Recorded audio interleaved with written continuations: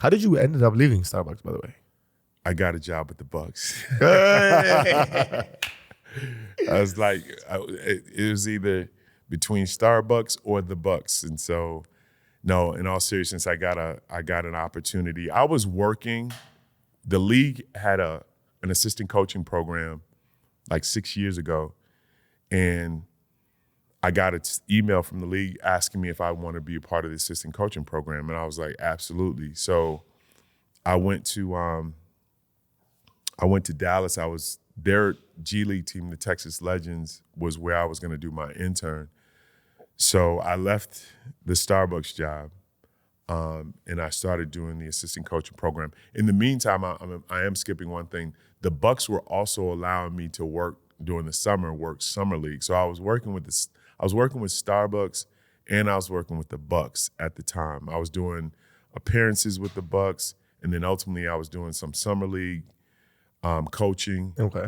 And then finally, Peter Fagan gave me the opportunity to do pre and post game with the team. And so that was my first in with the Bucks. My first kind of full-time job was doing pre and post game with Fox. And so I was excited. Also in my contract, I got a chance to kind of be in the gym every day.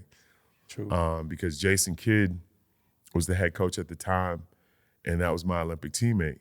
And so we were friends. And so, I was doing pre and post game, but at the same time I was, working in the gym, just kind of being around, not really saying much, but kind of learning the craft of coaching. I got a chance to be around Giannis more, got a chance to be around Chris at the time. I think Chris, Giannis, my first year back, I think they may be the only two players from my first year being back with the Bucks. But I got a great opportunity, man, to be around the organization sober. It was just a blessing, man. It is a blessing. And we go after 2 years, doing all of these things. We go after 2 years and we win a championship together, man. Man, like for me, Nasi, from everything I've said. You really went, yeah. It's insane. Mm-hmm. You went from being one of the top, most promising players and top players in the league and having a career take such a turn, and then using the route of your networking and through people you knew and people who supported you in your lowest moments to coming back and winning an NBA championship, mm-hmm. and then becoming one of the best coaches in the NBA. Thank you, Nasi. Thank you. Thank you.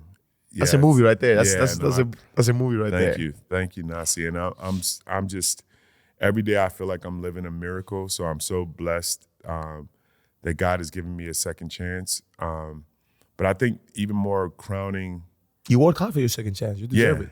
You deserve it. And I think what I'm most proud of is obviously having this job and being able to mentor and coach you and Yanni and Brooke and Bobby and all of our guys. I think the most amazing thing about this second chance that I got is that I'm opening up IOP centers, recovery centers for people to get sober.